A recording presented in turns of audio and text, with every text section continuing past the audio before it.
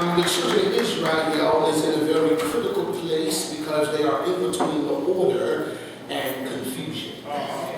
Whenever you're coming out of something, it is important that you have order. But order will always invoke confusion. The reason why it is order is because now we are dealing with the book of Numbers.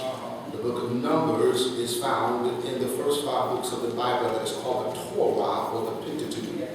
It was written by Moses 250 years after the dispensation of promise. And it's when Moses says, God, can I see your face? He said, no, but I'll show you where I was. And it's then that he picks up paper and he gives us Genesis, Exodus, Leviticus, Numbers, and Deuteronomy. And it becomes the foundation of the Bible. Although it's the foundation of the Bible, Genesis is not the oldest book of the Bible because Job is actually the oldest book of the Bible because it's written 250 years before the dispensation of promise. But it's here that Moses gives us a foundation by which the rest of the Bible can be built upon. Numbers then become the book of order because it's the numbers, the numbering of the people. God brings them out of Egypt. Now they're on the way to the promised land. But God says we must take a pause because I don't want you getting where you're going if you're not in order. I want you to get to the promised land and you're not in order. So we have to have a census of the people. We have to have a numbering of the people. We have to have order. No use to you coming out if you're not going to be in order. I don't want to take too much time, but one of the problems with us is that we want to get places, but we don't want to be in order. Can you shout order? We want Mercedes, but we don't want the order of a payment of a Corolla. We want major houses, but we don't want the order of paying for apartments. We want wives, but we don't want the order of taking care of our responsibilities. Can I tell you, until you learn how to deal with order, you will be going where you're going and you'll be messed up when you get there. That's why it's important that you grow before you go. Because if you get there and you have not grown, you're going to make a mess of yourself. And so now they are in order. But whenever there is order, there is confusion.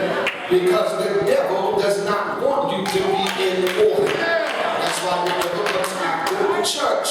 Because he understands if we ever get out of order.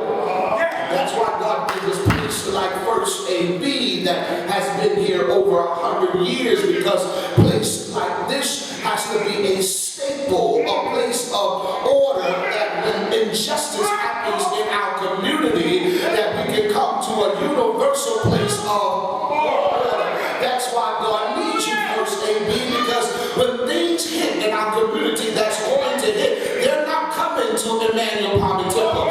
They're not coming to fly-by-nights that came up and came down, but they're going to come to a place of order.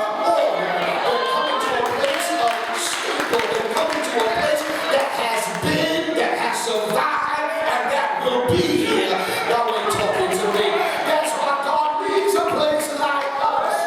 First A.B., that when you send a clarion call, hallelujah, y'all can say what y'all want to say, and I get in trouble with my young preachers. I can say you can build whatever reformations you want, but God's about to send one more power back to Christendom, and the power is going to come from staples. It's going to come from places of institutions that has foundation. And because if the devil can take the order from the church, if you look at Ferguson, if you look at what's going on in our world, the problem is that now people are meeting in the streets and town halls instead of meeting at the church. If you look at the church, it was the church during slavery that our forefathers, after being beat 6 days a week, could find that little church and dance and sing and give them strength to make it through one more week. It was during sharecropping times that they had that one day. The church on Sunday they could come together, dance and sing, and go out and farm one more time. Through the days about the king, it was the church where people came together and congregated and said, how can we come up with a plan? How can we take our community back? Tell somebody, say, we can't lose the power of the church. So that's why the devil wants us to be spitted on